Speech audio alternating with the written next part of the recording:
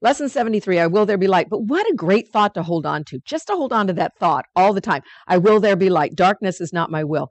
And I like that because it just gives you such a quick example, right?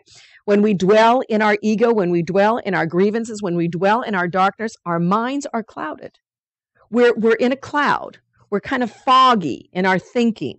But when you say, that is not my will, that is not my will, I will there be light. I want to turn on that light. At night when you get up and you kind of stumble around, you know that if you just turn on some light, you'll be able to see. Our son loves night lights. He's always loved night lights ever since he was, of course, little kids love their night lights. He turns on night lights all over the house. And it's like, it's bright. Jeffrey, turn off the lights. I'm the kind of person, I like it to get dark before I can go to sleep. So he has this drawer full of night lights. He still keeps one in his bathroom, which I don't mind because when we have company come over or something, nobody knows your house that well. You don't want them stumbling down the stairs. But we thought, Paul was having after his operation, he was having a little kind of unsteadiness at night if he got up. And we thought, well, we should have a night light in the bathroom. Our bathroom, we don't usually have one because it seems to be bright enough from the window. But Jeffrey went into his little drawer full of night lights, and he picked out the perfect little night light for Jeffrey. It's those Christmas ones. Remember the old-fashioned ones where you'd put them in and they had the little water in them and they bubble up? Oh, yeah, we've got every night light you can imagine.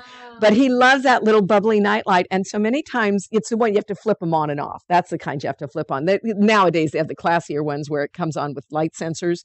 As soon as it gets dark, the night light comes on.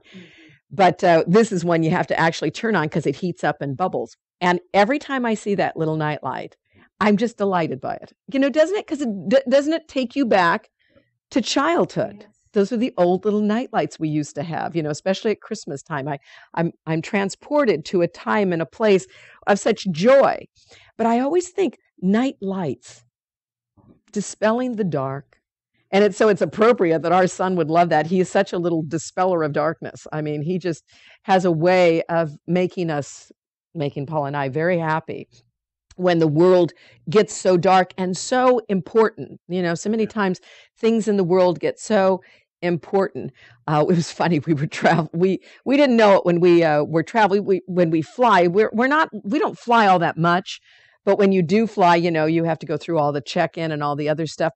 Well, for some reason, we don't even know how this happened. We were pre-checked or pre-approved or however okayed, or we weren't terrorists. That's the point, I guess. And they just decided that we could go through the pre-check-in line where you don't have to take off your shoes. You don't have to do hardly anything. You can just walk through with, you walk through something. And so we were like, wow, we never get this. I'm always like searched. Every time I go, I don't know, I must look like a terrorist to them in the normal lines. But in the pre-check-in line, I can walk through in anything. And I just went through with no problem at all. And both Paul and Jeffrey beeped, so they had to be checked. And Jeffrey had left his iPod ear things. What are they? The ear connections to your phone, and in his pocket. And he walked through the thing, and they said that looks dangerous. And they said to him later, they said it looked like the wires to a bomb, the way it was wrapped in his pocket. And you should have seen him. He was like, oh my, it looked like. He wouldn't even say it. He had to mouth it because he was so worried that this was an awful thing to say. And it was only until we got to the room later that he would whisper these words loud. I mean, they were like, you don't talk about things like that in an airport, Mother. What's wrong with you? I'd be going, they thought you had a bomb? He's like, I didn't say that. He would be mortified if I did that. But it was just like, so it was just such an interesting thing. He has this sense about him of wanting everything to be at peace, not to the place where he extends himself too much, where he has got to make everybody happy, but he just seems to carry that sense about him, and it seems to perpetuate even in this idea of light. So Paul and I feel extremely blessed. He's actually our teacher much more. I think definitely he knew that we needed him more than he needed us, I think, to keep us in line. But this lesson, whenever I think about the power of light, this is such a power-filled lesson, where it says, today we will consider the will you share with God. And this is what we share with God. We share the truth. We share this idea of light. And I don't think the Course is just talking about, I think we can figuratively use this idea of light. It often says in some of the workbook lessons, as you begin to heal, as you begin to go deeper in yourself, you'll see edges of light around people. I think what that's really telling us is we begin to see the truth of who we are. We move past this dimness that seems to cover our world. I remember a commercial about Claritin. I always thought this was the best commercial around. It showed this commercial of people out at a picnic and all the fun activities of a picnic.